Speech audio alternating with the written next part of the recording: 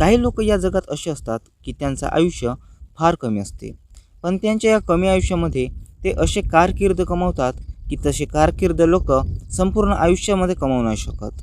जसे की स्वामी विवेकानंद, जे फक्त 39 वर्षांचे होते तेव्हा त्यांचं निधन झाला, पण त्यांना हा जग आत्ताही आठवण करते. तसेच ब्रूस ली, जे एक अभिनेता होते, त्यांनाही फार काळ आयुष्य नाही लाभलं. ते फक्त 32 वर्षांचे होते तेव्हा त्यांनी हे जग सोडलं, पण ते असं नाव कमावून गेले की त्यांना जग आत्ताही आठवण करते. हे असे दोघेच नाही तर यांच्यासारखे लाखो करोडो आहेत आणि त्या करोडोमधून एक होती दिव्या भारती.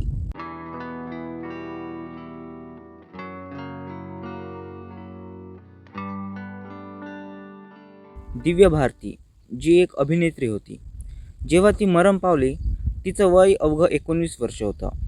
पण 19 वर्षाची असताना दिव्या भारतीने ती नेम फेम प्रसिद्धी मिळवली की ते मिळवायला लोकांना वर्षानुवर्ष लागतात. दिव्या भारतीने ते फक्त आपल्या 1.5 वर्षाच्या कार्यकाळात मिळवलं आणि हे जग सोडून निघून गेली. मित्रांनो, दिव्या भारतीचा मृत्यू आजही एक रहस्य आहे. कारण की काही लोक म्हणतात की दिव्या भारतीचा अपघातात मृत्यू झाला, तर काही म्हणतात की दिव्या भारतीची हत्या झाली. तर मित्रांनो, आजची गोष्ट आहे दिव्या भारतीची.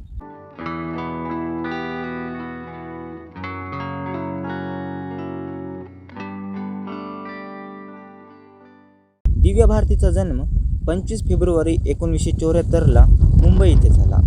त्यांच्या आईचं नाव होतं मीता भारती आणि वडिलांचं नाव होतं ओमप्रकाश भारती. दिव्या भारतीला एक भाऊ होता आणि एक बहीण होती. त्यांचं नाव होतं कुणाल भारती आणि पूनम भारती. मित्रांनो, दिव्या भारतीचे पॅरेंट्स सध्या या जगामध्ये नाही आहे. त्यांचा मृत्यू झाला.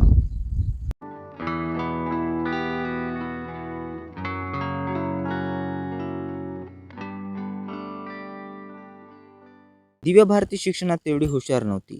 तिला काहीही करून शिक्षण थांबवायचं होतं आणि तिची ही इच्छा पूर्ण झाली 1988मध्ये. दिव्या भारतीचे लुक्स चांगले असल्यामुळे फिल्ममेकर नंदू तोलानीने दिव्याला गुना हो का देवतामध्ये साईन करून घेतली. फिल्म मिळाल्यामुळे दिव्याला आपल्या शिक्षणाला थांबवायसाठी एक बहाणा मिळाला आणि दिव्याने शिक्षण थांबवलं. जेव्हा दिव्याने शिक्षण थांबवलं तेव्हा ती 9वीत होती. दिव्या भारतीला गुना हो का देवतामध्ये रोल मिळाला, पण तो रोल दिव्या भारतीच्या हाती जास्त वेळ टिकला नाही. कारण की दिव्या भारतीला रिप्लेस करून गुना हो का देवतामध्ये संगीता बिजलानीला घेण्यात आलं. पण दिव्याला फिल्म्स मिळणे थांबले नाही. गुना हो का देवतात दिव्याच्या हातून गेल्यावर दिव्याला राधा का संगम ही फिल्म मिळाली, पण ती ही फिल्म दिव्याच्या हाती जास्त वेळ टिकली नाही. त्या फिल्ममधूनही दिव्याला रिप्लेस करून जुही चावलाला घेण्यात आलं. नंतर दिव्या भारतीला साऊथ फिल्म इंडस्ट्रीमधून एक फिल्म मिळाली. तिचं नाव होतं बॉबिली राजा. दिव्याने ही फिल्म साईन केली कारण की तिच्या हातात बॉलिवूडमधून फिल्म्स मिळत होते, पण जास्त वेळ टिकत नव्हते. याच्यामुळे दिव्याने तेलुगू फिल्म साईन केली आणि दिव्या तेलुगू शिकायला लागली. बॉबिली राजाची शूटिंग पूर्ण झाली. व्यंकटेश या फिल्ममध्ये मेन लीड हिरो होते. ही फिल्म 14 सप्टेंबर 1990ला आंध्र प्रदेशमध्ये रिलीज झाली आणि दिव्याची पहिली तेलुगू फिल्म सुपरहिट ठरली. दिव्याला साऊथ फिल्म इंडस्ट्रीमधून आता ऑफर्स येऊ लागले. 1991मध्ये रावडी अल्लुडू आणि असेंबली रावडी हे फिल्म्स रिलीज झाली. यामध्ये मेन लीड हिरो होते चिरंजीवी आणि मोहन बाबू. हे दोनही फिल्म्स ब्लॉकबस्टर ठरले. दिव्याने 3 back to back hit films दिले. आता दिव्या साऊथमध्ये एक सुपरस्टार बनली होती. तिची तुलना साऊथ इंडस्ट्रीमधली लेडी अमिताभ म्हणजेच विजया शांतीशी होऊ लागली. आता दिव्या भारती आंध्र प्रदेशमध्ये आपली सक्सेस सेलिब्रेट करत होती आणि पुन्हा एकदा बॉलिवूडची नजर दिव्यावर पडली. आता दिव्याला बॉलिवूडमधून पुन्हा एकदा ऑफर्स येऊ लागले. 24 जानेवारी 1992ला दिव्या भारतीची पहिली बॉलिवूड फिल्म रिलीज झाली. त्या फिल्मचं नाव होतं विश्वात्मा. या पिक्चरमध्ये सनी देओल, नसरुद्दीन शाह, चंकी पांडे, सोनम आणि अमरीश पुरी असे स्टार कास्ट होते. पण ही फिल्म बॉक्स ऑफिसवर ॲव्हरेज ठरली. पण या पिक्चरमधलं गाणं सात समंदर पार हे सुपरहिट झालं आणि या गाण्यात दिव्या भारतीला स्पेशली नोटेबल करण्यात आलं. याच्यानंतर दिव्या भारतीची दुसरी फिल्म दिल का क्या कसूर ही रिलीज झाली. ही फिल्मसुद्धा बॉक्स ऑफिसवर ॲव्हरेज ठरली, पण या पिक्चरमधले गाणे सुपरहिट झाले. नंतर दिव्या भारतीला ती फिल्म मिळूनच गेली जी दिव्या भारतीला पाहिजे होती. ती फिल्म होती शोला और शबनम. या फिल्ममध्ये दिव्या गोविंदाच्या अपोजिट होती. ही फिल्म 31 जानेवारी 1992ला रिलीज झाली आणि ही फिल्म ब्लॉकबस्टर ठरली. दिव्याची पहिली सुपरहिट बॉलिवूड फिल्म. दिव्या भारती आता रातोरात बॉलिवूडची सुपरस्टार बनली होती. 25 जून 1992ला दिव्याची ती फिल्म आली जिला करून दिव्या भारतीय लोकांच्या मनावर अधिराज्य गाजवणार होती. ती फिल्म होती दीवाना. दीवानामध्ये दिव्या भारतीच्या opposite veteran actor Rishi Kapoor आणि बॉलिवूडमधला न्यूकमर शाहरुख खान होते. ही फिल्म 1992मधली सुपरहिट फिल्म ठरली. दिव्या भारतीला या फिल्ममुळे तिचं पहिलं फिल्मफेअर अवॉर्डही मिळालं होतं.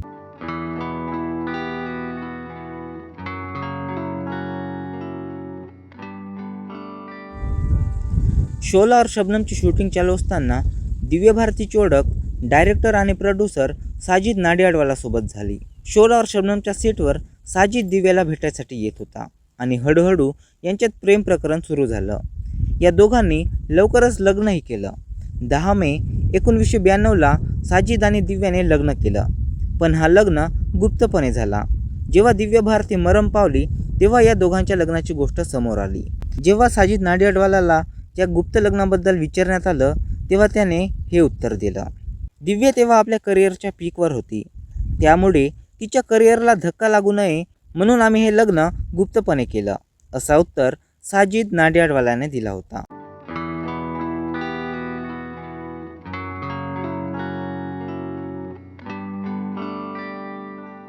दिव्या भारती लग्नानंतर मुंबईच्या तुलसी अपार्टमेंटमध्ये राहत होती. 5 एप्रिल 1993ला दिव्या चेन्नईवरून तुलसी अपार्टमेंटमध्ये आली. जेव्हा ती आली तेव्हा कॉस्ट्यूम डिझायनर नीता लुल्ला आणि तिचा पती श्याम लुल्ला हे दोघे दिव्याला भेटायसाठी आले होते. कारण की दिव्याची नेक्स्ट फिल्म आंदोलनची कॉस्ट्यूम डिझायनर नीता लुल्ला होती.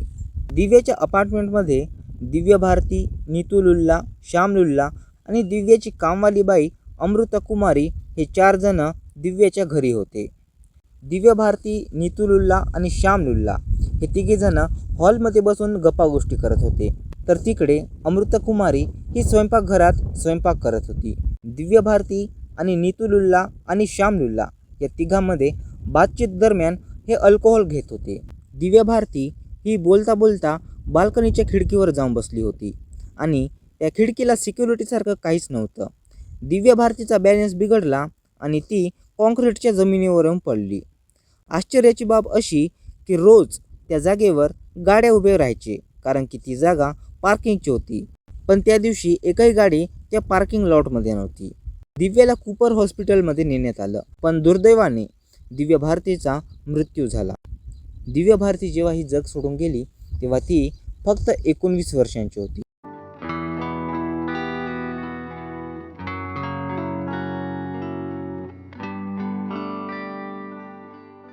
दिव्या भारतीच्या मृत्यूनंतर अनेक कॉन्स्पिरसी थिअरीज पसरल्या. काही लोकांचं म्हणणं होतं की दिव्या भारतीचा मृत्यू ॲक्सिडेंटमध्ये नाही तर तिचा मर्डर झाला. पब्लिक सर्व ब्लेम साजिद नाडियाडवालावर करत होते. लोकांचं म्हणणं होतं की साजिदचे रिलेशन अंडरवर्ल्डसोबत होते आणि याच्यामुळेच दिव्या भारती आणि साजिदमध्ये झगडे व्हायचे. साजिदनेच अंडरवर्ल्डसोबत मिळून दिव्याची हत्या केली असं लोकांचं म्हणणं होतं. पण हे सर्व थिअरीज होते. खरं काय हे तर पोलिसच सांगू शकत होते. पोलिसांनी या केसला 5 वर्षांपर्यंत ओपन ठेवलं. जेव्हा काहीच नाही मिळालं तर तेव्हा 1997मध्ये दिव्या भारतीच्या केसला बंद करण्यात आलं आणि दिव्या भारतीच्या मृत्यूचं कारण डोक्याला मार आणि इंटरनल ब्लिडिंगला सांगण्यात आलं.